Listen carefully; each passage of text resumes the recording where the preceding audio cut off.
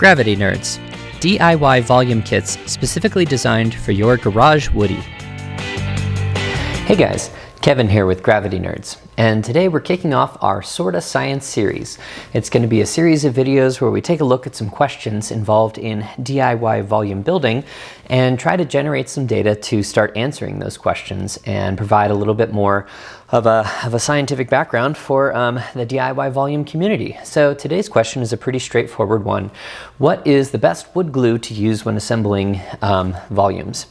So when we look at the way most people are building volumes right now, we have the faces of a geometric shape, and they're cut at beveled angles, which will mate up to make a joint. Sometimes those faces are backed with a bracket, either running perpendicular to the joint or parallel to the joint, often called a strong back. Sometimes people don't include those brackets, and the strength of the volume is resting solely on the strength of the joinery and then the added strength of screwing it to the climbing wall.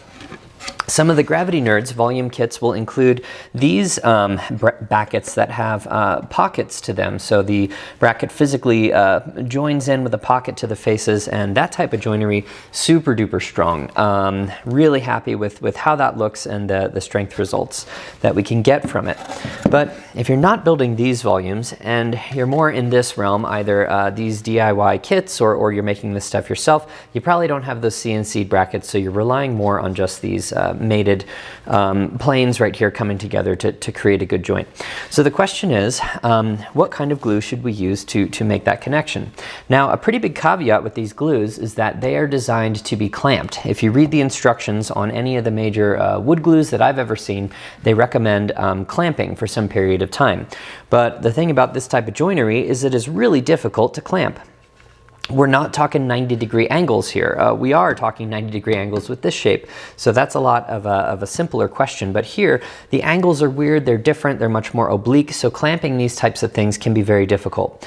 So the question is, in unclamped conditions, how do these wood glue performances compare?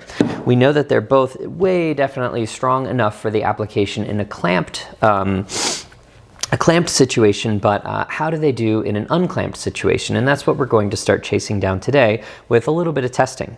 So the general idea here is, let me make a little space on the table. I've created a bunch of these guys, and that is just two pieces beveled at a 45-degree angle where we're going to run some glue and leave them like that, unclamped. We'll allow them a full 24 hours to cure, and then we're going to break test these to see if we can see any differences in the strengths behind these unclamped wood glues. We're going to use today Titebond Original, just representative of wood glue in general. This Gorilla Glue expanding stuff that I've seen can be pretty popular when making volumes. And then just for funsies, how about some Elmer's School Glue? Let's just see where this falls in the spectrum of strength here. I don't know, I've never tested that out to see how strong it actually is, so why not? Let's see.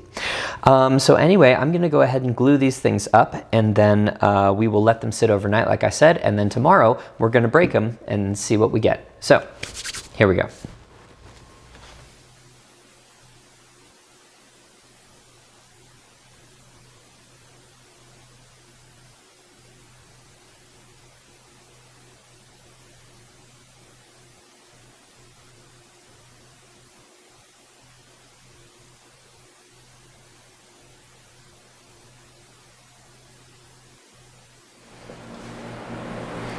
Hey nerds, it's the next day. Things look dry and cured, so I think we're ready to break some stuff. Let's go test.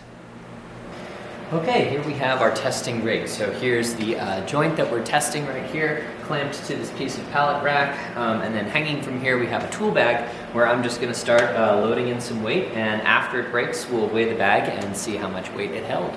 So let's see how it works. Here we go.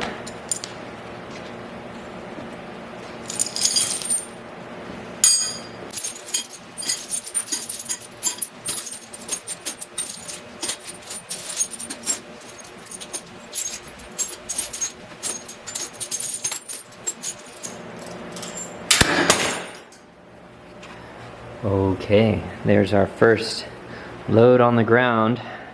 There's our first break.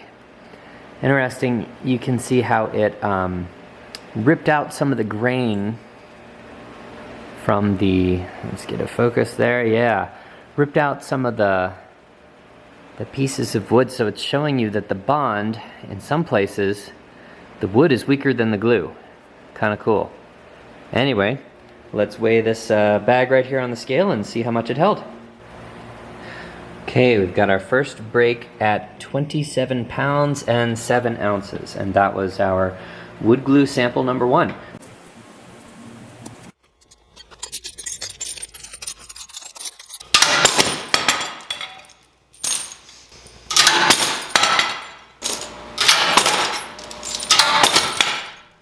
All right, testing is done. Thank God. It's kind of scary.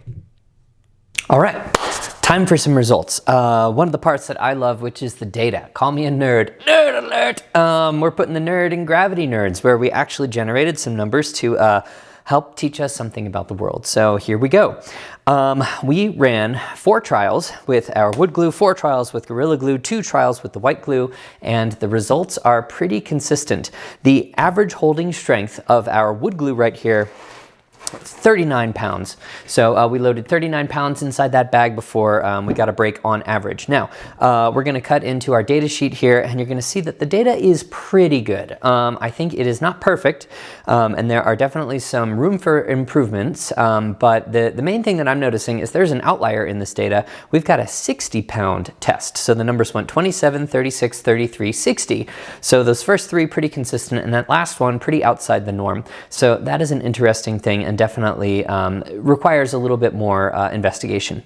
Our Gorilla Glue right here held on average 15.75 pounds. I'll probably just say 16 because I like to round numbers. So about half, right? A little less than half the strength of the wood glue, which is surprising to me. This is often called a gap-filling glue, and that seems to be the idea, right? It foams up and makes these little bubbles, and you look at your joint and man, that's full of glue, so that must be strong, right? Not the case. Not the case in this application. Now, again, that caveat, I don't doubt that in a clamped application, which is what the manufacturer suggests here, this is a little bit of an off-label usage where we are not clamping these joints, but in a clamped joint, I'm sure that this stuff is just as strong, it's comparable. I don't know, I've never tested it, but I'm sure it's fine. But in this application, you can't deny that, yeah, it's a little bit less than half the strength. So that's Gorilla Glue right there. There was an outlier in the Gorilla Glue segment as well. So there was the numbers read 17, 17, 27, 22. So not too far off, fairly consistent, but it should be noted that one test broke at less than 17 pounds. I put 17 pounds in the bag and it just broke immediately. So that one, well, that one needs a little asterisk, but it was a little less than 17, which in the end makes this conclusion even stronger, that this number is maybe even just a little bit higher according to our testing. Last but not least, Humble Elmer's school glue right here held a whopping 35 pounds. Now, these numbers were very consistent. We got 33 and 37, so that tells me that the data is probably pretty decent quality. Sample size of 2, not a very big sample size, so obviously much larger sample sizes could be used for all of these. I didn't use a larger sample size just because, gosh, that takes a little bit more time, and this is about the time I had to make this video, so that's what you get. But very interesting and in line with its wood glue cousin right here.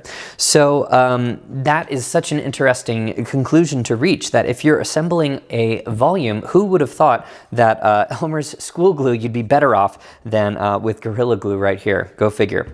A couple other caveats about what's going on here. The numbers we're seeing. So right here, 39 pounds, right? You might be thinking, gosh, you're building volumes with only 39 pounds of holding strength. What's going on? I weigh more than 39 pounds. That doesn't sound like a good idea. Well, hang on a second. That 39 pounds is in a very specific situation. It's pulling on the volume or the joint like that, which is something that you would never do with a volume. And besides, that's only 3 linear inches of joinery right there. When we look at even our smaller volumes, This one, for example, our small square volume, I did a little bit of math for us. This is 36 linear inches of joinery right here. So how that number relates to these numbers of holding strength over here, I really don't know. I'm not a mechanical engineer or a structural engineer. Someone like that could probably start to clue you in, or maybe we'll just break some of these things and test how strong our joinery is. That would be kind of fun. I don't have the equipment for that right now. Anyway, so don't be thinking 39 pounds, that's not strong enough for volumes. Yeah, it's apples to oranges. You can't compare exactly what's going on here with the techniques that we use in volume construction. The intention behind this experiment and this data is merely to compare the holding strengths of different glues. So if you used those different glues in that same application, you could maybe start to expect some similar differences in your holding strengths on your volumes.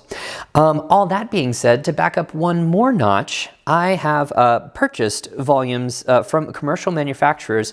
I don't know what kind of glue they used, but it looked like an expanding polyurethane glue or whatever the stuff is.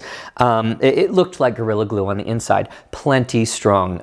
We mounted them up onto the wall. They held everyone, no problems there. In fact, I've never heard of catastrophic volume failure in that sense using any of these types of glues. So if this is what you have on hand and this is what you use to assemble your volumes, you will probably not die. Probably asterisk.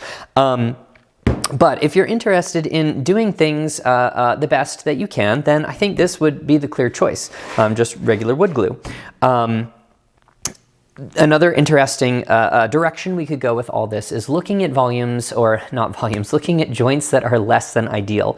All of these joints were pretty clean. When we got them all mated up here, the faces were really quite flush and the joint was pretty airtight. As we know, in volume making, sometimes our joints are good, sometimes they're not quite so perfect. There's a little bit of a gap, there's a little bit of a misalignment. So how do these glues compare in their strengths when the joinery is not exactly perfect, when those faces aren't just right on?